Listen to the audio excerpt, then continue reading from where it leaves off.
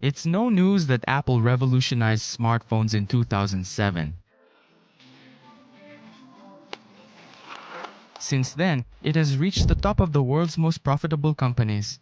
A 2020 study showed that it generated $157 billion per day, which means $1,820 every second. Scary and impressive numbers. Apple is the kind of company that makes you think wherever it puts its hand, it will be a success. In 2015, media reported the iPhone maker was preparing to challenge Tesla. Those were the early days of Project Titan, which aimed to launch a sophisticated electric car. But 10 years later, the project ended up becoming a $10 billion failure. Even after hiring employees from several competitors such as Tesla, Ford, and other top-tier car manufacturers. Why did Apple, one of the most renowned technology companies in the world, fail to launch its first vehicle? That's exactly what we're going to find out in this video.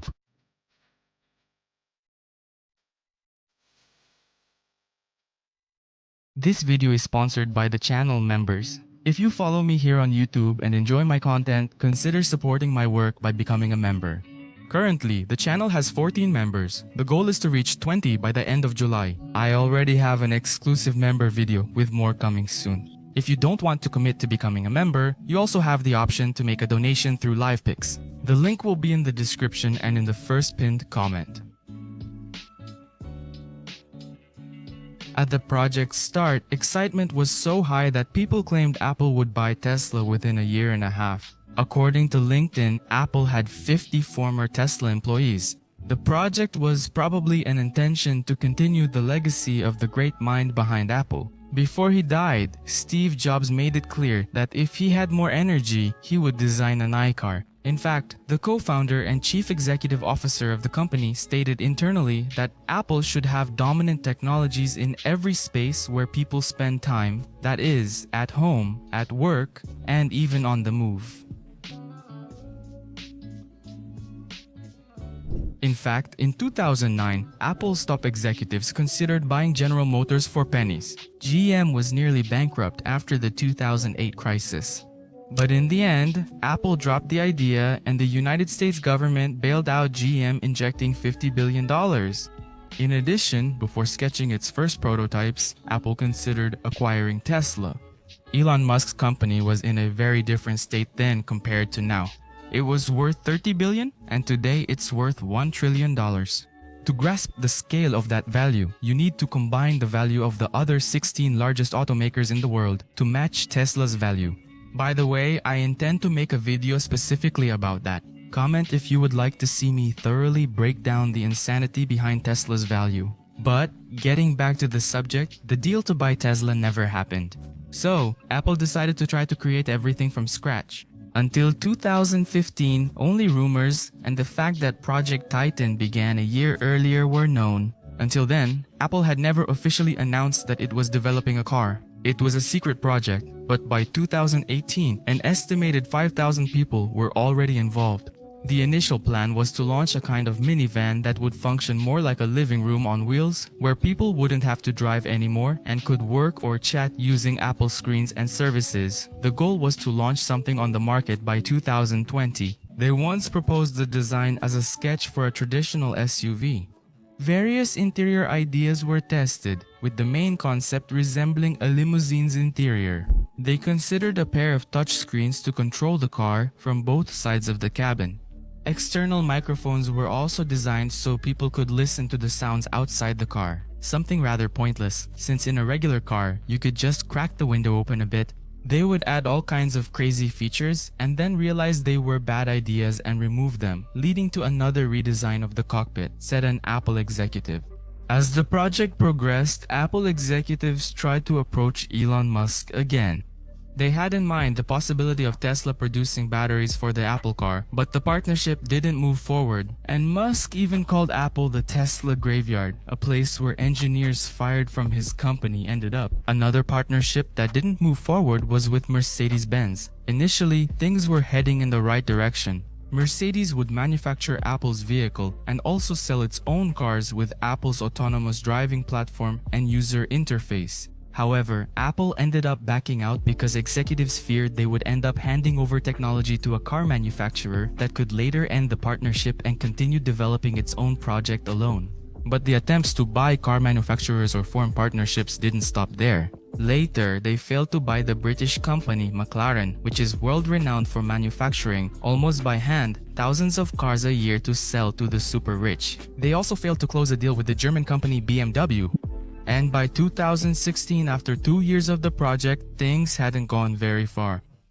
But then, Dan Riccio, the project leader, convinced Bob Mansfield to lend a hand and save the project. Bob was already retired, but he was seen as a legendary figure within the company for having led the hardware development of the MacBook Air and the iPad. After reviewing all previous work, Bob decided to focus more on the autonomous driving system than the car itself. The autonomous software, in his view, could benefit Apple in other areas, even if the company never actually manufactured a vehicle. In 2018, Bob decided to rehire a former employee. Doug Field had already worked at Apple in the Mac division. Soon after, he went to Tesla, where he oversaw the development of the Model 3 and held the position of Senior Vice President of Engineering. Apple rehired Field for his extensive experience to help realize the company's dream of creating a car. That same year, Apple made an agreement with Volkswagen. The agreement was to make an autonomous bus for the company's employees at its new headquarters, Apple Park. Volkswagen's T6 vans would be modified with Apple's technology, but the agreement was soon ended by Field, who saw this attempt as a distraction. Although Apple tried to keep its plans for an autonomous vehicle secret, some things always leaked. One of those things was a record of 70 autonomous vehicles in California. Another incident involved an Apple autonomous car that was rear-ended during street tests. Indecision among the project's top executives, including Chief Executive Officer Tim Cook, contributed to its failure. Initially, the goal was to build everything from scratch. Later, it shifted to forming partnerships that resulted only in meetings. Previously, the sole focus was developing autonomous driving software. Apple's perfectionist legacy was probably another thorn in the side that prevented the project from unfolding in a more organic way. All of this, one way or another, ended up frustrating both the leadership and the mass of engineers, who became discouraged when they realized their efforts weren't leading anywhere. Even though everything was a bit turbulent, in 2020, Reuters published an article saying that Apple was planning to launch its first autonomous vehicle in 2024. But Doug Field, 3 years after being rehired, abandoned the project. In 2021, Kevin Lynch took over, but he also never managed to get a prototype good enough for the streets. Steve Jobs' dream of having a car for his beloved company was already fading. Apple even met with Ford, Nissan, Hyundai, Porsche, and Toyota, but no concrete partnership came out of those meetings. On the night of February 26, 2024, about 2,000 employees assigned to Project Titan received an email announcing a general meeting at 10 in the morning. The next day, everyone expected what would happen. The meeting lasted 12 minutes. Most people, as expected, were laid off. The rest were reassigned to Apple's artificial intelligence division. An investment of $10 billion was estimated for the project, which lasted a decade. In other words, a loss of $1 billion each year. Apple's secret effort to create a car is one of the most ambitious undertakings in its history. The project can be seen as a failure, but Apple certainly learned great lessons and also developed technologies that can be relocated to other areas. But it's clear, based on today's news, that Apple has also fallen behind in the artificial intelligence race. They're even considering using generative pre-trained transformer from OpenAI or Claude from Anthropic in their Siri system. But there's still hope that Apple will launch a car by 2028. But only with Level 2 automation, which only offers some kind of support or automation in steering and braking the vehicle. Yeah, creating a fully autonomous Level 5 car is harder than it seems. Even Tesla and Google, who are competing for the top spot in this technology, are still struggling to implement it definitively and safely. But comment below if you believe that Apple will still be able to launch its own car in the future.